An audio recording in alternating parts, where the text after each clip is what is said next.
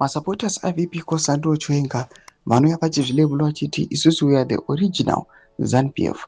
Ndoda kuti tisi takarwira nyika yedu yeZimbabwe kuti ive liberated and we are the ones who fought for the one man one vote. Vouya vachiti tadzoka zvekare kufighta for our constitution. Dzanapinda mashoko abuda panguva inoitaurwa nemaChiwenga lieutenants. Maloyalists aVP Cosandro Chiwenga are against the constitutional amendments. Vouya panguva inoi vachipa warnings kune Zvigananda pamusoro pema-attempts avari kuda kuita ekukonzeresa a-constitutional coup. Dzakapinda mashoko anobuda nyangwe panguva ino. Don't subscribe or like out on the bell icon.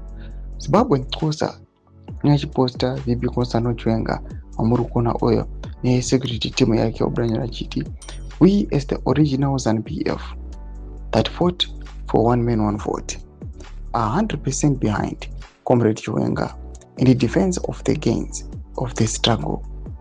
We are not going to fold our hands while the counter-revolutionary rebels Rhodesia under a different flag.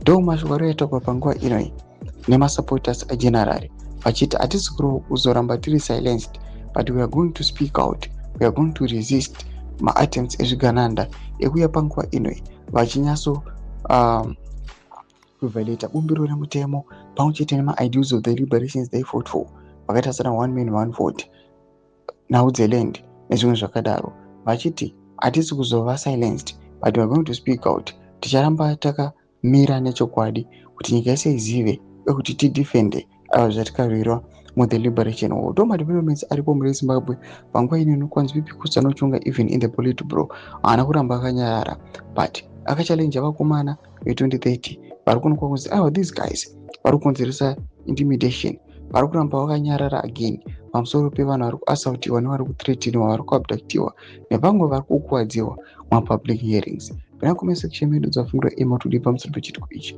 So subscribe or like cheta on the bell icon.